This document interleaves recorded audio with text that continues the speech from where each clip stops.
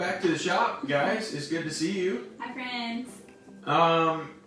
So we're coming to you today on what feels like a heavy time.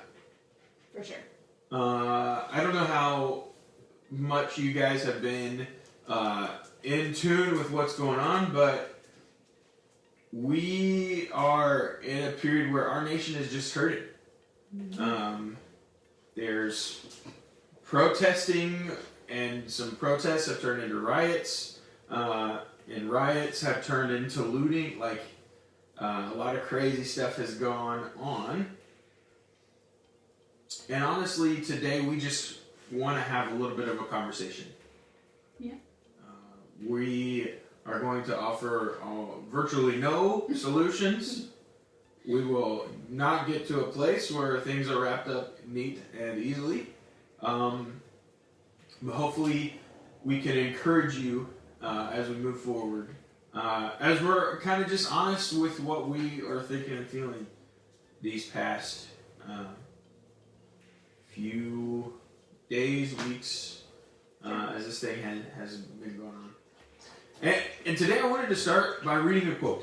I'll read the quote and then I'll tell you who it's by. It says, "Let me say, as I have always said, and I will always continue to say, that riots are socially destructive and self-defeating. But in the final analysis, a riot is a language of the unheard. And what is it that America has failed to hear? It has failed to hear that the plight of the Negro poor has worsened over the last few years. It has failed to hear that the premises of freedom and justice have not been met. And it has failed to hear that large segments of white society are more concerned about tranquility and the status quo than about justice, equality, and humanity. And so in a real sense, our nation's summers of riots are caused by our nation's winters of delay. And as long as America postpones justice, we stand in the position of having these recurrences of violence and riots over and over again." Now, when I read that, what does it make you think? I don't know. I think what has happened in the last few days is made me recognize that there are a lot of things I don't understand, and I won't understand simply because of the color of my skin. And when I hear like quotes like this saying, "This is happening as a result of a group of people going unheard," it makes a little more sense, because like if I have gone unheard for minutes, I get upset. Just with Justin, that's a tiny scale, but Yeah. I like to go so long without being heard, without your voice being lifted, without feeling valued. Like, if we try to put ourselves in that position where we feel that way, it starts to make a little more sense, even though I will never fully understand what that feels like. Sure. So reading this, I read it before I saw who the quote was by. I was like, man, how relevant that is. Sure. And the use of the phrase Negro poor dates it a little bit. That was a quote from Martin Luther King Jr. And it feels true today. I have to imagine in a way that is not unlike it was true when he said it. And if I'm being honest, this is not the first time we've experienced riots and the same kind of chaos as today. This isn't our first go around with that. But I do think for me, it's the first time that it's made me listen in this way.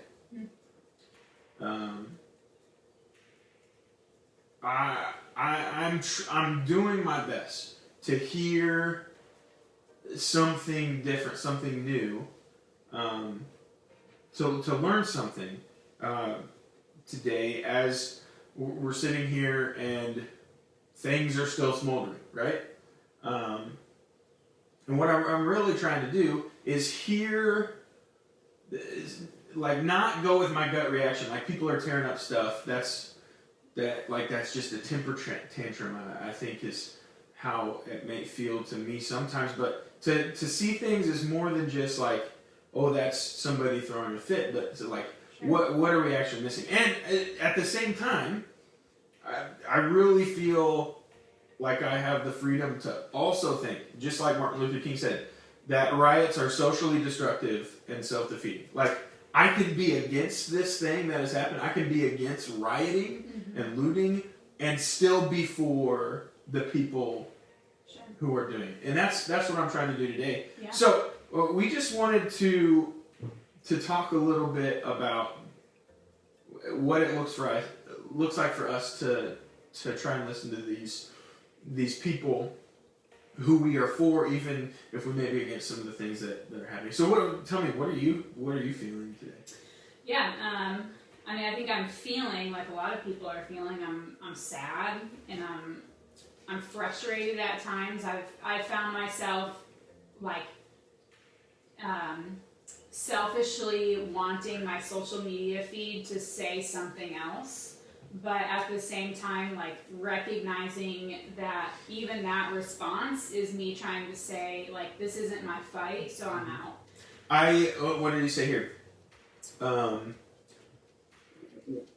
It's failed to hear that large segments of white society are more concerned about tranquility Yeah. and the status quo than about justice, equality, and humanity. I think I might be guilty of that sometimes. Yeah, and I don't think this is like the first time that like white people or just anybody really has felt something uncomfy and said like I'm not really willing to engage with that.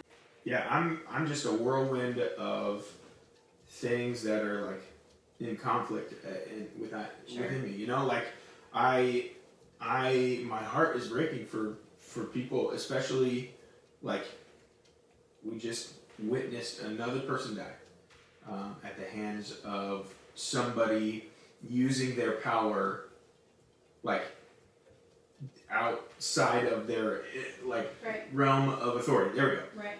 It's hard to get that.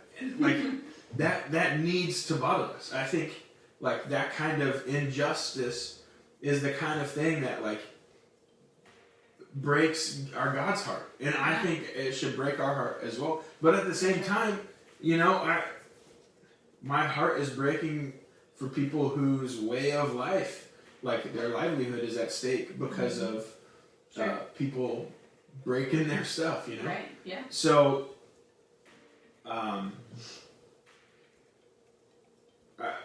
I just want to encourage you guys. The only thing I can encourage right now, like I don't have a solution. I don't have a show up at this place and do this thing to solve the problem. Right. Like, I think the only thing we can encourage is for people to move in the direction of education. To be informed, to understand what's really happening and what has happened over time. I talked with Adam today, and I'm probably going to butcher the way he said. He said, I don't think that my ignorance is to blame for what's happening. Like, I don't think I'm the problem because I'm ignorant on something, but I know for sure that I'm not part of the solution because I'm ignorant. Yeah. And I feel that same thing in myself. Like there are things about which I am ignorant. I don't think that because I'm ignorant on those things, I have caused this problem. Right. But I do know that I'm not part of the solution because of it. So we want to encourage you guys to be informed. We're gonna link some stuff under this post. We're gonna try to some direction that you can go do some reading, do some listening. But another thing we want to leave with you is the idea that this inequality, like this viewing a group of people different than yourself, like this has been going on since the beginning of time, and Jesus actually spoke to this. In Jesus' time, there like the group of people who he was a part of. He was a Jew, right? He was a Jewish person, and like there was tension between the Jewish people and the Samaritan people. right?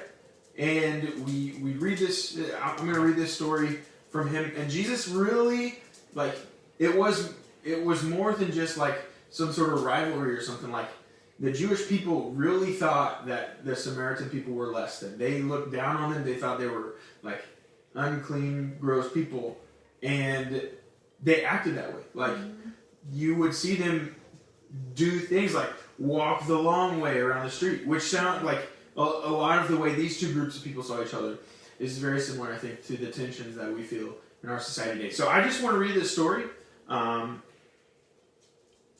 Because we can't say it better than Jesus. Yeah.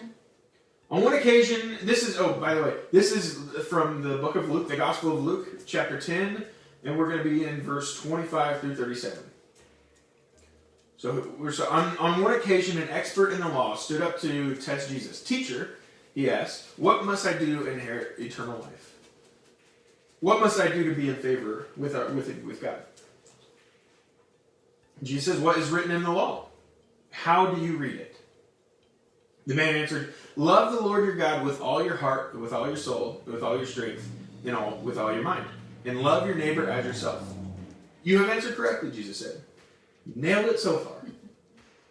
Do this and you will live." But he wanted to justify himself, so he asked Jesus again. This guy, so who is my neighbor, right? Love my neighbor as myself. Got it. But who is that? Who do I have to love exactly? And then Jesus tells this story. In reply, Jesus said, "A man was going down from Jerusalem to Jericho when he was attacked by robbers. They stripped him of his clothes, they beat him, and they went away, leaving him half dead. Then a priest happened to be going down the same road." A priest is like a preacher, like a Jewish preacher. So, think Jewish Katie or Justin, right? Somebody who is supposed to stand for this thing. Priest happened to be going down the same road. And we saw the man, he passed by on the other side, right? He walked like somebody's in this sidewalk, so he went across the road to that sidewalk because he didn't want to be near this guy, right? So too, a Levite. Do you know who Levites are? Levites are a people they were supposed to be set apart as a holy group of people. Like a lot of priests and people came from this group of people. So the Levites had rules like they weren't allowed to cut their hair. They weren't allowed to touch anything that was dead. They weren't allowed to drink alcohol. They had a lot more rules than the regular person of what it meant to be a Levite versus what it meant to be, a follower of God. Follow God? Okay, here's your list. Be a Levite? Shazam! Way more. Oh, shit. And so, let's go back. So too, a Levite, when he came to the place and saw him, he went to the other sidewalk, passed around on the other side of the road. But a Samaritan, right? Somebody who's supposed to be In conflict? Yeah, in conflict.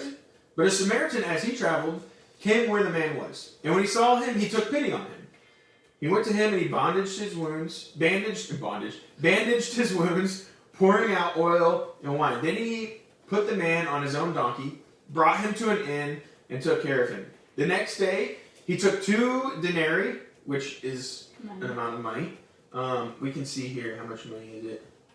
2 denarii is usually a daily wage of a day labor. So 2 days' wage, you work for 2 whole days, however much money that is, and gave them to the innkeeper. "Look after him," he said, "and when I return, I will reimburse you for any expense you may have." Then Jesus asked the big question, right? Which of these 3 do you think was a neighbor to the man who fell into the hands of the robbers? Then the expert in the law replied, "The one who had mercy on him." You'll notice he said the one who had mercy on him, not the Samaritan. He couldn't even say the Samaritan. So Jesus told him, "Go and do likewise." See, when Jesus set this up, this guy was trying to set up Jesus, and Jesus kind of, did an end around on him. Jesus put him in a position where he was going to have to say something he didn't like. Yeah. He was going to have to say that. the good guy in the story is the bad guy in all the stories you tell. Yeah. Right? This group of people who you've written off is the one who did the right thing. And this just, I think, really encourages me to to be the kind of person who seeks out the needs of the oppressed. Mm-hmm. I think we we serve a God who is like his heart breaks for the broken. And so this week we want to encourage you to be informed, right? Learn about your neighbor. If you have a neighbor who has, like, if we're listening to riots as the language of the unheard, we have neighbors who are who are suffering. Yeah. And I think we have a responsibility to listen. Even if the means through which they're communicating this thing is maybe not the best means of communication, right? It's even if their means of communication is destructive and self-defeating, I think we have a responsibility to listen and to be good neighbors. So we want to encourage you guys with that. We're gonna post some links below, but that's all we have for you guys this week. So signing off with heavy hearts. We'll see you guys on Thursday. We'll see you guys on Thursday. All right? Peace out.